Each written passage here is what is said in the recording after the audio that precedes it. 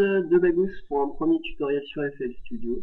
Donc là je vais vous présenter comment faire un gros kit dubstep avec les instrus, les VST, tout de base de Fruity Loop. Donc pour commencer, on va se mettre sur un BPM 240. Donc je pars sur du standard de toute façon. Je suis pas un professionnel, mais bon, c'est ma façon de faire, c'est rapide et ça peut vous intéresser. Donc, premier truc, là on va mettre sur V-Step. Voilà, on va se faire la base, le rythme vraiment de base de step, tout le monde doit connaître en général. Voilà, c'est celui-là. Donc là, c'est un peu tout péchu. Donc voilà. Donc là, notre kick. On va essayer qu'il soit quand même un peu plus, je sais pas, qu'il attaque un peu plus. Donc on va faire des petits réglages dessus. Donc là, vous allez faire comme moi, là, petite lumière verte. On va cliquer sur l'insert 1 du mixeur et on va faire tout distract.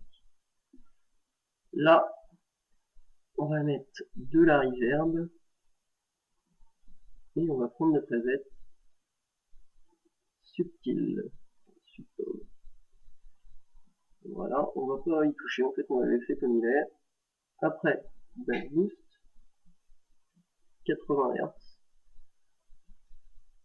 Voilà, après c'est bon. Fruity Loop Overdrive. On laisse comme il est aussi, sauf là dans le mixeur, on va descendre l'effet à 35%. Voilà. Maintenant, on va mettre un equalizer. Donc ici, je fais un low pass. Voilà, je descends au maximum la dernière bande et je la décale à 5 millions. Une fois que j'ai fait ça, je touche pas. Après, je peux laisser. Je fais la même chose de ce côté-là. Je décale à 60. Comme ceci. Et là, j'allonge ma petite bague.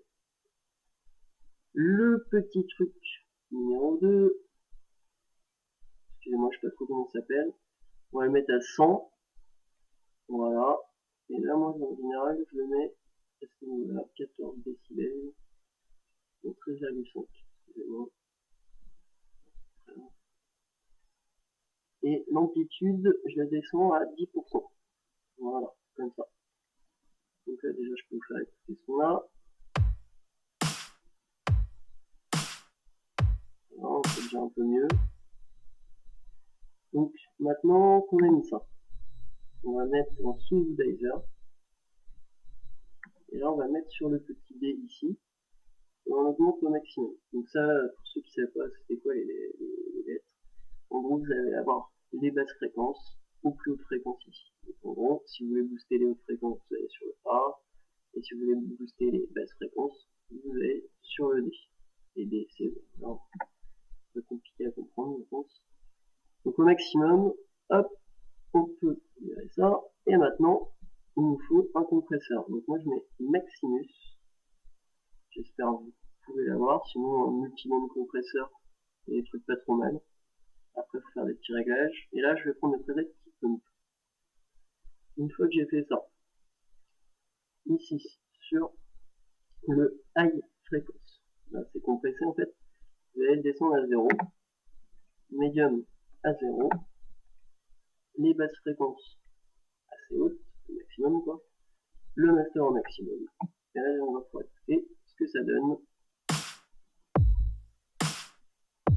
Donc là, ça y est, on se retrouve avec une espèce de sub en fait, qui arrive en fond dans le son.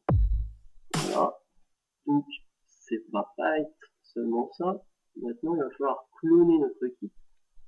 Donc on clone, voilà, on en a un deuxième. Celui-là, on va le mettre sur le mixeur de To This Track, comme ceci. Et on va procéder une deuxième fois à mettre des effets. Donc reverb, encore. Là on laisse le preset d'origine, on descend la reverb à 8%. Et on descend ici à 35%. Voilà. Maintenant, vous allez mettre encore un bass boost. Là, on va pouvoir le laisser comme il est. Non, excusez-moi. Donc, il y a la 80 aussi. Voilà. Fluity Load Overdrive, on le laisse d'origine, mais là, on le laisse au maximum. Je vois ça, ce coup-ci. Maintenant, Equalizer. Donc, là, on va faire un low pass 4000 Hz, ceci. Sauf que là, on va l'allonger, à l'inverse de l'autre où il a allongé au départ. Maintenant, ça sera un low pass, finalement. On va se mettre à 100 Hz, ici. Et là, on va le booster. Alors, on va descendre au maximum. La bande 3, on va la caler sur 400 Hz.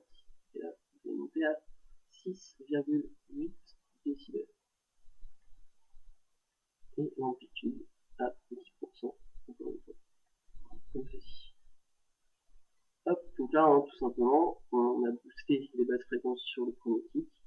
Là, je booste, on va dire, les fréquences médium, un peu plus sur le deuxième. Ça rend un fondu assez différent. Là, Maximus encore. Et ici, je choisis, en fait, Wordness to No Latency.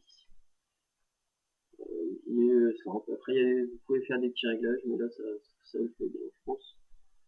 Hop, je rajoute les deux en même temps, forcément. Comme un peu le clap et le snare, hein, si vous gardez ces instruments.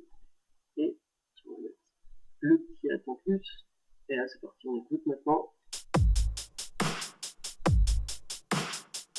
Voilà. Donc pour ceux à qui ça a pu apprendre des choses, voilà, j'espère que ça vous a plu. C'était mon premier tuto, c'était pas simple. Voilà, je suis en attente de vos commentaires. N'hésitez pas à vous abonner. N'hésitez pas à me dire aussi quel autre type de tutoriel vous aimeriez que j'essaye de faire. Je suis pas un pro, hein, comme je vous le dis. Je ferai au maximum de mon mieux. Voilà. Donc bonne journée à tous et à bientôt, j'espère.